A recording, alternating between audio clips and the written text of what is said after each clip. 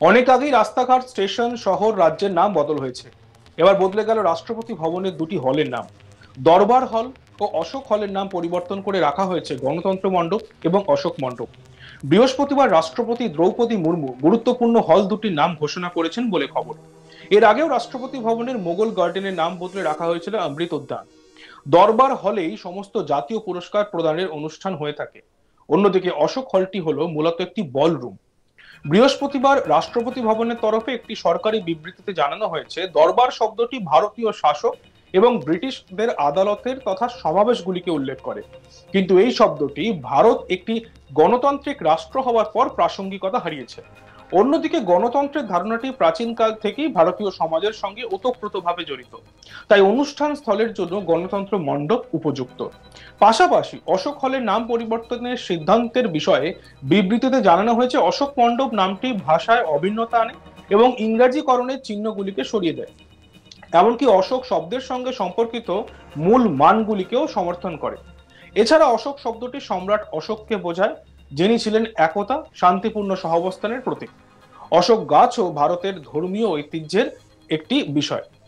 গত বছর জানুয়ারি মাসের ঐতিহাসিক মুঘল গার্ডেনের ফটক জনসাধারণের জন্য খুলে দেওয়ার আগে সেটির নাম পাল্টে অমৃত উদ্যান করার ঘোষণা হয়। স্বাধীনতার ৭৫ বছর আজাদী কা অমৃত মহোৎসব পালনের সঙ্গে সামঞ্জস্য রেখেই এমন নামকরণ বলে জানানো হয়।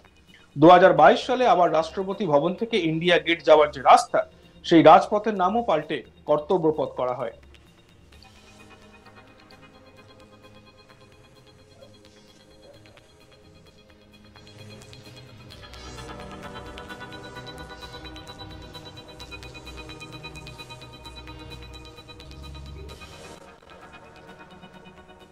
অনেক আগেই রাস্তাঘাট, স্টেশন, শহর, রাজ্যের নাম বদল হয়েছে, কিন্তু এবার বদলে গেল রাষ্ট্রপতি ভবনের দুটি হলের নাম।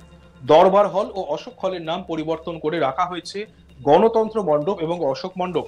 বৃহস্পতিবার রাষ্ট্রপতি দ্রৌপদী মুর্মু গুরুত্বপূর্ণ হল দুটির নাম ঘোষণা করেছেন বলে খবর।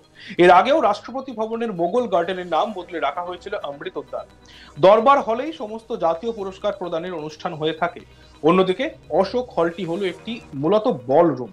বৃহস্পতিবার রাষ্ট্রপতি ভবনের তরফে একটি সরকারি বিবৃতিতে জানানো হয়েছে, দরবার শব্দটি ভারতীয় শাসক এবং ব্রিটিশদের আদালত তথা সমাবেশগুলিকে উল্লেখ করে, কিন্তু এই শব্দটি ভারত একটি গণতান্ত্রিক রাষ্ট্র হওয়ার পর প্রাসঙ্গিকতা হারিয়েছে। অন্যদিকে গণতন্ত্রের ধারণাটি প্রাচীন কাল থেকেই ভারতীয় সমাজের সঙ্গে ওতপ্রোতভাবে জড়িত, তাই অনুষ্ঠান স্থলের জন্য গণতন্ত্র মণ্ডপ উপযুক্ত। পাশাপাশি অশোক হলের নাম পরিবর্তনের সিদ্ধান্তের বিষয়ে বিবৃতিতে জানানো হয়েছে, অশোক মণ্ডপ নামটি ভাষায় অভিন্নতা আনে এবং ইংরাজিকরণের চিহ্নগুলিকে সরিয়ে দেয়। এমনকি অশোক শব্দের সঙ্গে সম্পর্কিত মূল মানগুলিকেও সমর্থন করে। এছাড়া অশোক শব্দটি সম্রাট অশোককে বোঝায়, যিনি ছিলেন একতা ও শান্তিপূর্ণ সহাবস্থানের প্রতীক। অশোক গাছও ভারতের ধর্মীয় ঐতিহ্যের একটি বিষয়। গত বছর জানুয়ারি মাসে ঐতিহাসিক মুঘল গার্ডেনের ফটক জনসাধারণের জন্য খুলে দেওয়ার আগে সেটির নাম পাল্টে অমৃত উদ্যান করার ঘোষণা হয়। স্বাধীনতার ৭৫ বছরে আজাদী কা অমৃত মহোৎসব পালনের মাধ্যমে এবং তার সঙ্গে সামঞ্জস্য রেখেই এমন নামকরণ বলে জানানো হয়। ২০২২ সালে আবার রাষ্ট্রপতি ভবন থেকে ইন্ডিয়া গেট যাওয়ার যে রাস্তা, সেই রাজপথের নাম পাল্টে কর্তব্যপথ করা হয়।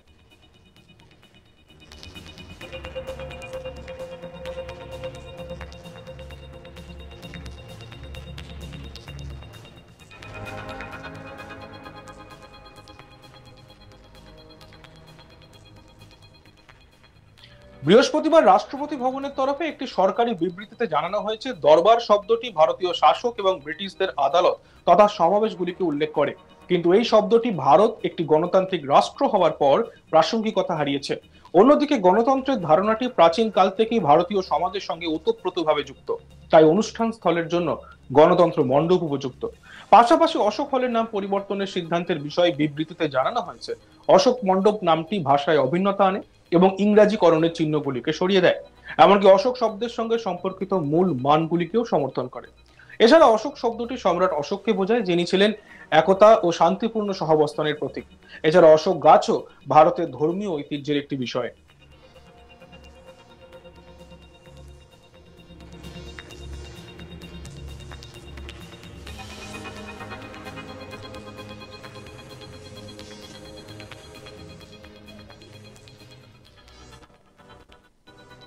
দেখতে থাকুন আজ তাক বাংলা, সাবস্ক্রাইব করতে ভুলবেন না।